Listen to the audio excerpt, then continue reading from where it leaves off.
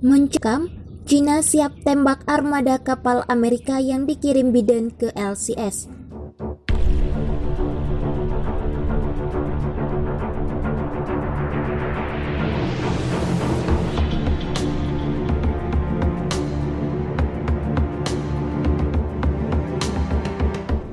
Militer Amerika Serikat dikabarkan memasuki lagi Laut Cina Selatan. Hal ini terjadi sejak akhir pekan kemarin.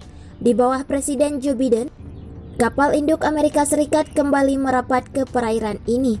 Amerika Serikat mengklaim ini adalah patroli bentuk komitmen pada kebebasan navigasi. Di sisi lain, China mengeluarkan undang-undang yang mengizinkan penjaga pantai untuk menembaki kapal asing yang masuk ke wilayah perairannya. Ini menjadi langkah yang dapat memanaskan perairan yang diperebutkan sekitar China.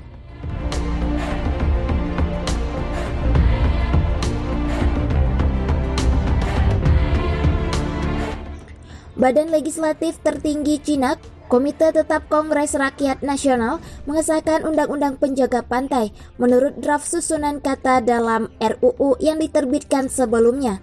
Penjaga pantai diperbolehkan menggunakan semua cara yang diperlukan untuk menghentikan atau mencegah ancaman dari kapal asing. Melansir Reuters Senin 25 Januari 2021, RUU tersebut menetapkan keadaan di mana berbagai jenis senjata genggam kapal atau udara dapat digunakan.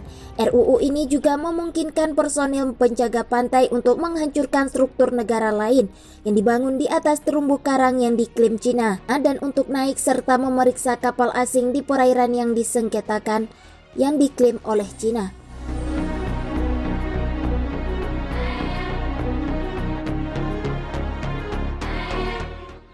Selain itu, RUU ini juga memberdayakan penjaga pantai untuk membuat zona eksklusif sementara sesuai kebutuhan untuk menghentikan kapal dan personil lain masuk. Juru bicara Kementerian Luar Negeri China Hua Chunying mengatakan bahwa UU tersebut sejalan dengan praktik internasional.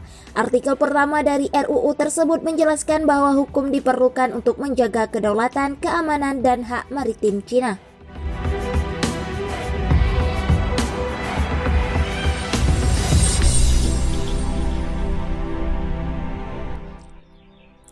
UU ini muncul 7 tahun setelah China menggabungkan beberapa badan penegak hukum maritim sipil untuk membentuk Biro Penjaga Pantai. Setelah biro berada di bawah Komando Polisi Bersenjata Rakyat, pada tahun 2018 biro tersebut menjadi cabang kekuatan militer China. Sebelumnya, Sabtu 23 Januari 2021, kapal induk USS Theodore Roosevelt ke laut yang kaya akan sumber daya alam itu. Mengutip Reuters, armada tempur itu telah berada di perairan sekitar wilayah LCS sejak akhir pekan lalu.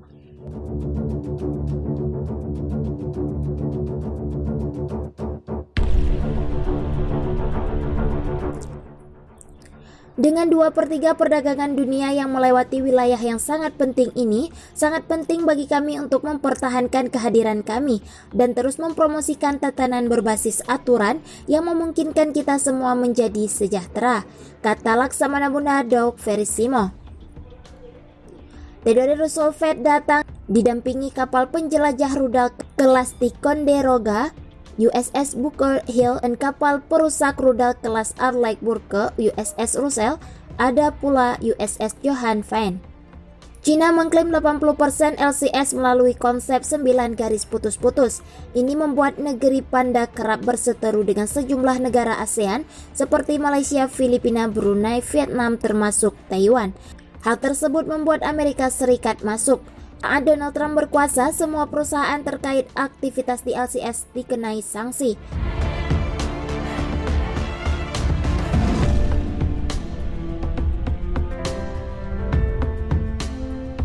Untuk pertama kalinya di pemerintahan Joe Biden, Amerika Serikat melakukan latihan di Laut Cina Selatan. Amerika Serikat menyebut hal ini sebagai operasi bebas navigasi.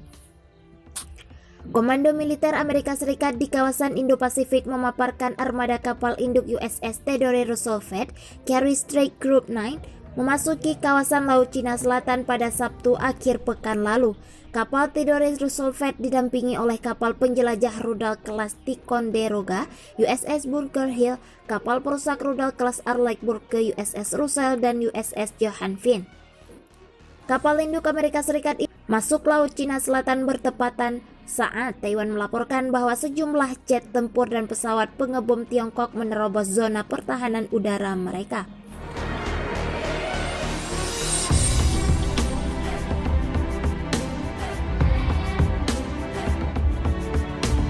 Senang rasanya berada di Laut Cina Selatan lagi, melakukan latihan rutin, mempromosikan kebebasan laut dan meyakinkan sekutu dan mitra Amerika Serikat, kata Laksamana Muda Doug Verissimo, Komandan Carey Strait Group 9, seperti dikutip AFP Senin 25 Januari 2021.